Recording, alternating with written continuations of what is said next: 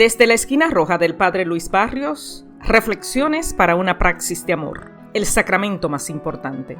Tema: la naturaleza radical de la historia de la Navidad. Lectura para hoy: Mas el ángel les dijo: no temáis, porque he aquí os traigo buenas nuevas de gran gozo que será para todo el pueblo, porque os ha nacido hoy en la ciudad de David un Salvador, que es Cristo el Señor. Lucas 2, del 10 al 11. Con la narrativa bíblica de hoy en Lucas 2, del 1 al 14, debemos tener claro que ya Jesús había nacido. Entonces nuestro énfasis debería de ser en poder imitar su nacimiento y así poder nacer de nuevo, encarnando con nuestras acciones la naturaleza radical de la historia de la Navidad. Es importante que entendamos que Jesús nació del radicalismo de Dios. Cuando miramos la historia de Jesús, quedan muchas preguntas sin respuestas. ¿Cómo se sintió María en el viaje a Belén? ¿Tenía partera? ¿Qué pensaron sus abuelos, sus abuelas? ¿De qué color eran su cabello u ojos? ¿Cómo se veía su cuarto cuando llegaron a casa? Hay otras preguntas que estoy segura de que tenemos. Sin embargo, cuando leemos las Escrituras, debemos centrarnos en lo que está escrito, porque parece ser que eso es lo que el escritor o escritora quiso que supiéramos. Y por supuesto, algunos de los detalles del nacimiento de Jesús son radicales. Hemos analizado esto durante las últimas semanas de Adviento, en donde Dios tomó decisiones aparentemente extremas. Eligió que la Virgen llamada María se convirtiera en Madre de Cristo. Llamó a José a obedecerlo confiando en el milagro de la concepción de Cristo. Usó a los Reyes Magos como ejemplo de sabiduría radical. Para algunas personas, Dios tomó decisiones radicales al hacer que la historia del nacimiento de Jesús se desarrollara como sucedió. Sin embargo, no puedo evitar preguntarme, ¿qué es lo que Dios espera de nosotros, de nosotras, al ofrecernos esta historia radical de la Navidad? No tengo la menor duda cuando digo que Dios hizo todo lo posible para comenzar el proceso de redención para toda la humanidad. Para hacer esto, envió a su Hijo, no como un espíritu, sino como un ser humano, un bebé. La parte interesante de la historia es a quién usó Dios y a quién se presentó en la historia, teniendo claro que aquellas personas que, según todos los indicios, deberían haber anticipado y esperado la venida del Mesías, casi ignoraron los eventos que tuvieron lugar. En cambio, Dios acudió a las personas radicales, fue a la madre soltera, al padre comprometido, a los sabios de países lejanos, a los pastores en el campo. Estos fueron los que le dieron la bienvenida cuando vino. Cuando leemos la naturaleza radical de la historia de Navidad, debería conmovernos el corazón para ayudarnos a darnos cuenta de que Dios quiere personas que le sirvan dentro de esa radicalidad. En esta Navidad recuerdo dos promesas que Dios hizo sobre la actividad de Jesús en la tierra. Él vendrá nuevamente físicamente a esta tierra. Así Cristo fue ofrecido una sola vez para llevar los pecados de muchos. A los que le esperaban ansiosamente, Él aparecerá por segunda vez sin pecado para salvación. Hebreos 9:28. La otra promesa es que derramará su espíritu sobre quienes lo buscan. Y sucederá en los postreros días, dice Dios, que derramaré de mi espíritu sobre toda carne. Vuestros hijos y vuestras hijas profetizarán, vuestros jóvenes verán visiones, vuestros ancianos soñarán sueños. Hechos 2:17. Quiero que notemos que Jesús vendrá a aquellas personas que sean lo suficientemente radicales como para creer en Él, confiar en Él y servirle activamente, acompañando y sirviendo al pueblo. ¿Cómo se hace esto dentro de este modelo de acción que Jesús exige? Es importante también entender que el radicalismo de Jesús nos exige nacer de nuevo. Es por esto por lo que en vez de poner tanto énfasis en el nacimiento de Jesús como un asunto histórico, lo veamos de aquí en adelante como una invitación a que ahora nosotros y nosotras podemos nacer de nuevo como nuevas criaturas en esta Navidad.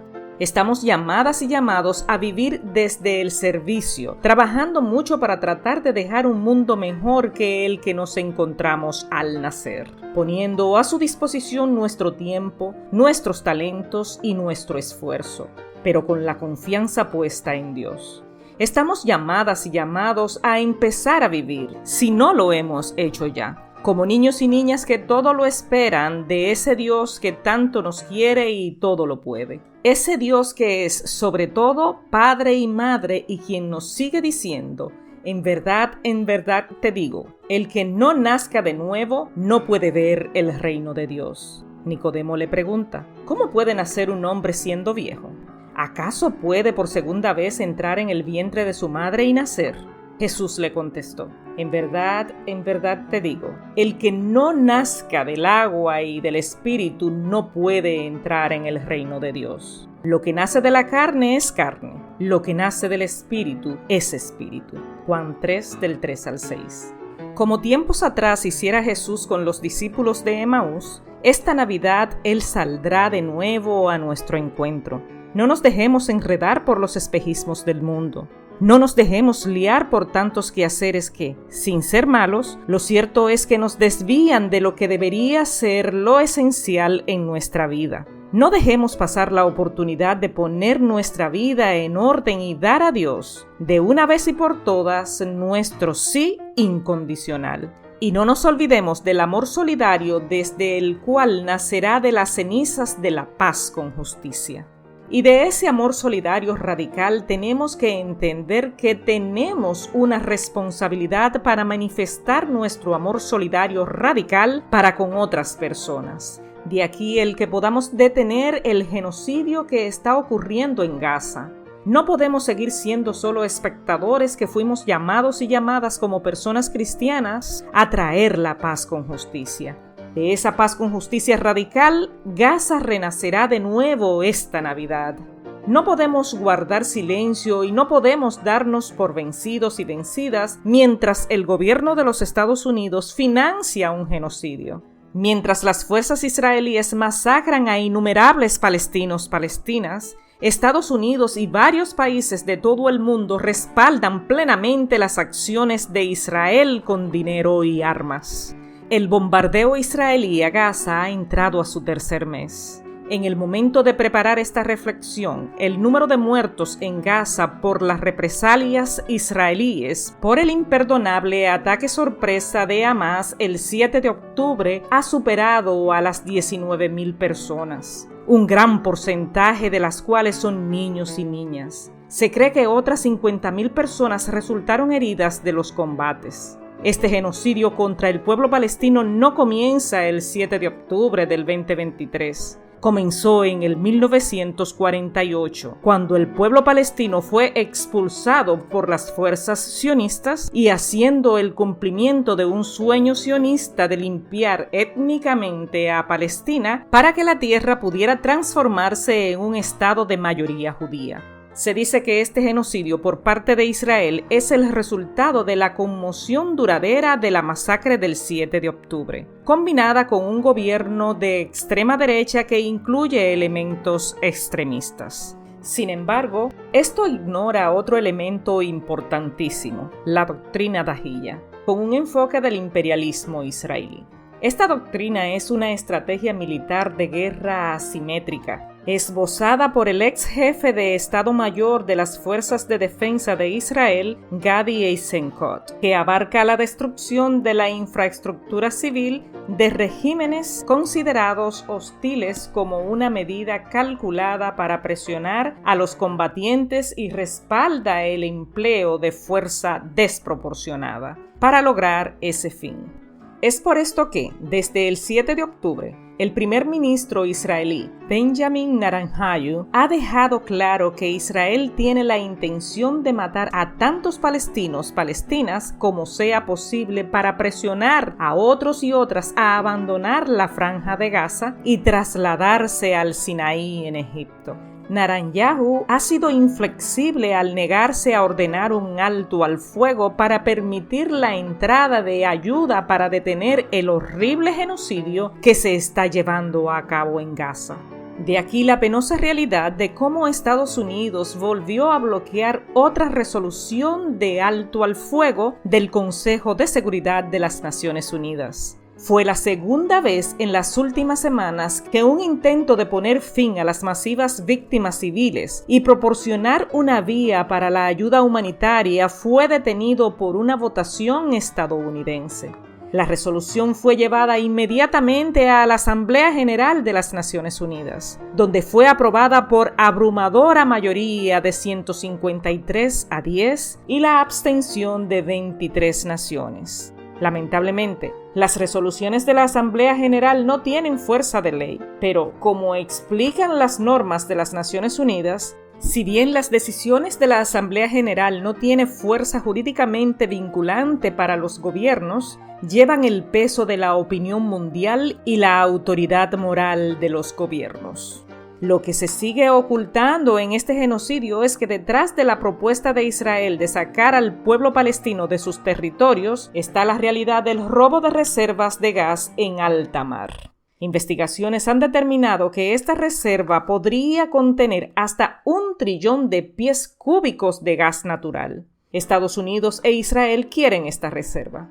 Ya lo dice la Biblia. La raíz de todos los males es el amor al dinero, el cual, codiciando a algunos, se extraviaron de la fe y fueron traspasados de muchos dolores. Primera de Timoteo 6:10. Porque tenemos el nacimiento de Jesús en nuestros corazones y hemos sido llamados y llamadas a imitar su proyecto de liberación salvífica. En esta naturaleza radical de la historia de la Navidad, quiero combatir contigo el pecado de no hacer. El pecado, tal como se entiende clásicamente, no es solo hacer el mal, comisión, sino también no hacer el bien, omisión. Tiendo a preocuparme más por el primero que por el segundo.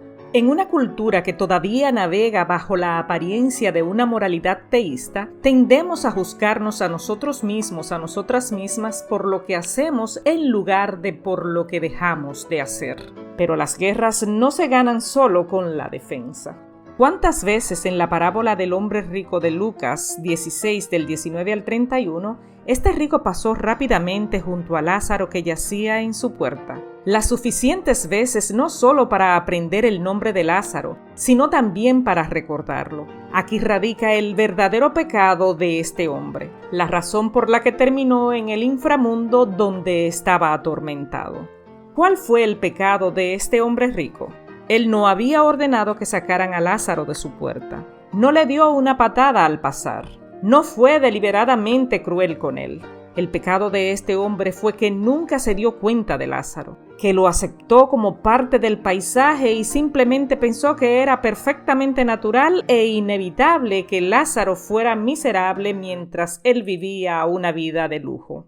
No fue nada de lo que hizo este hombre rico lo que lo llevó al infierno. Fue lo que no hizo. Hermanos y hermanas, usted podrá decir que esta reflexión de Navidad es muy política. Y yo les respondería que tiene toda la razón. Pero también te recordaría que todo lo que se hace en la iglesia es político. Y no estoy hablando de política partidista, la cual para mí no tiene entrada en la casa de Dios. Las deformaciones que se dan del cristianismo y otras religiones no se pueden hallar en el dato revelado, sino que su causa principal hay que encontrarla en la cultura que ha recibido a la fe. Esta cultura produce una ideología que nos ha presentado a un Jesús secuestrado por la clase dominante y lo ha acomodado a su servicio. Es por esto por lo que la práctica de este evangelio me obliga a salir de mi zona de confort y aceptar las consecuencias.